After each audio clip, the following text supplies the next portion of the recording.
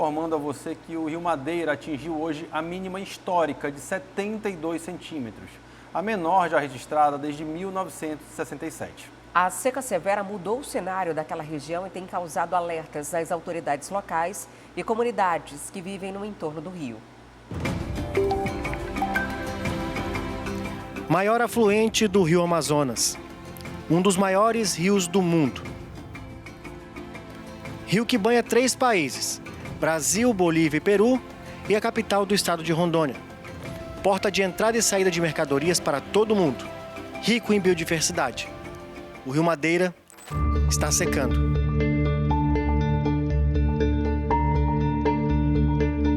O monitoramento do nível do rio começou a ser realizado em 1967 e hoje a cota chegou em sua mínima histórica, com a profundidade de 0,72 centímetros, de acordo com o monitoramento do Serviço Geológico do Brasil.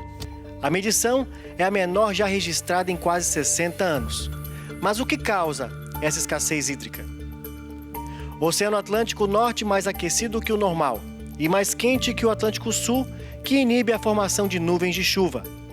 Fenômeno El Niño, que causa atrasos no início da estação chuvosa e enfraquecimento das chuvas iniciais no período. Desde julho deste ano, o Madeira vem batendo uma sequência de mínimas históricas. Nessa época do ano, o rio deveria estar em cerca de 3,80 metros e está quase 3 metros abaixo do esperado. A seca ocorre em meio a um período de estiagem extrema. A distância da margem do Rio Madeira até o espelho d'água é assustadora. Ao caminharmos, nós conseguimos perceber que a distância é correspondente a 4 campos de futebol profissional. E a margem do rio, do outro lado, está a cerca de 600 metros. Segundo a Defesa Civil Municipal, ribeirinhos do Médio Madeira são os mais afetados pela seca. Sem água encanada, eles dependem de poços amazônicos, que secaram com a chegada da estiagem, comprometendo inclusive o plantio de culturas para a subsistência. Em grande escala, o Rio Madeira abriga 2 das maiores usinas hidrelétricas do Brasil, Jirau e Santo Antônio, que representam cerca de 7% da capacidade de geração do sistema elétrico brasileiro, gerando energia para todo o país. A gente vem vivendo um cenário extremamente crítico com relação ao clima.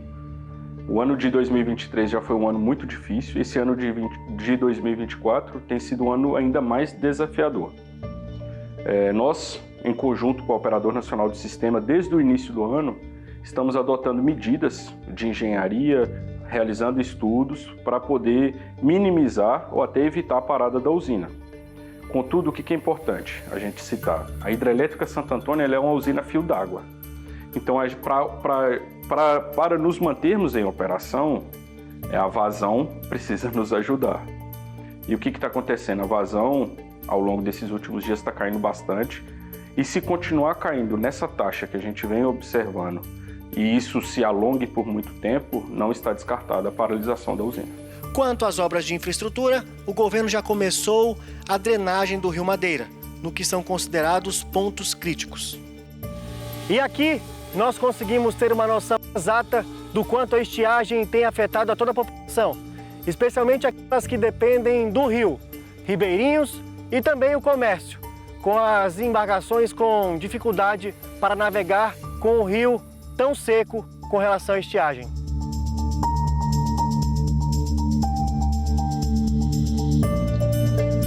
O afloramento de rochas tem comprometido o transporte marítimo e apenas embarcações de baixo calado têm conseguido navegar. Mas tem canto de pedra também que a gente passa mais devagar, né? Para não acontecer o pior, né? Tem que preservar a nossa vida e a vida desse passageiro, né? Isso é o mais importante, né? A baixa das águas traz lembranças indesejáveis. A poluição é uma inimiga conhecida e feroz do ecossistema, trazendo impactos severos, como tornar o pouco de água que se tem impróprio para consumo humano e para outras atividades, como a agricultura e a pesca. A persistente estiagem que assola a região norte do Brasil levanta sérias dúvidas sobre a eficácia das medidas de mitigação adotadas até agora. Apesar dos esforços para construir infraestrutura hídrica e promover o uso sustentável da água, a realidade é que muitas comunidades continuam a enfrentar escassez severa, isolamento e dificuldades diárias. A previsão de chuvas, embora esperada, não garante uma recuperação rápida ou suficiente para reverter os danos já causados. Além disso, as mudanças climáticas globais e a degradação ambiental local sugerem que tais eventos extremos podem se tornar cada vez mais frequentes e intensos. Diante desse cenário, é difícil manter um otimismo genuíno, sem uma transformação significativa nas políticas ambientais e no comportamento humano.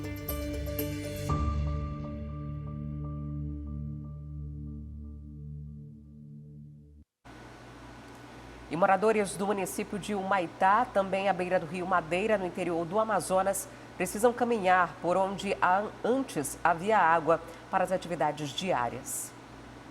Onde antes havia um grande e cheio rio, a água agora segue seu curso com dificuldade. Moradores de Humaitá, no Amazonas, lamentam a seca e o nível baixo das águas do rio Madeira. As populações ribeirinhas estão acostumadas às subidas e descidas dos rios, mas os relatos dão conta de que piora a cada ano. O ano passado ficou seco, dali para lá, mais da metade. E já esse ano já estamos quase do outro lado. E aí a previsão é ficar pior. Agora a gente está tendo maior dificuldade nisso aí, para levar a produção da gente até a cidade, porque não tem como pegar do porto para levar na cidade, a gente tem que conduzir daqui para lá.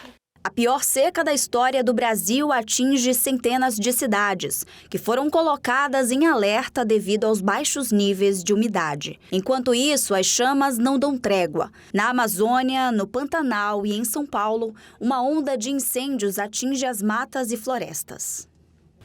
Lá no Beco do Réu. Até porque está tudo seco, a gente está enfrentando essa praia para conduzir tanto o alimento como a água que a gente usa aqui.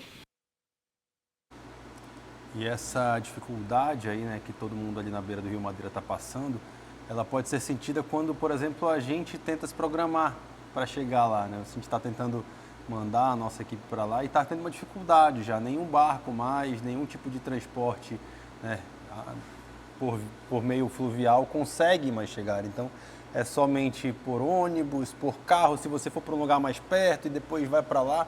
Então, acho que isso dá para demonstrar bem a dificuldade logística que a gente tem aqui quando uma situação dessa com a natureza acontece. Né? E se a capital amazonense ela não é autossuficiente em relação à produção de alimentos, o interior pior ainda. Sim. Essas cidades elas precisam ser abastecidas de alguma forma e aí que é o grande problema.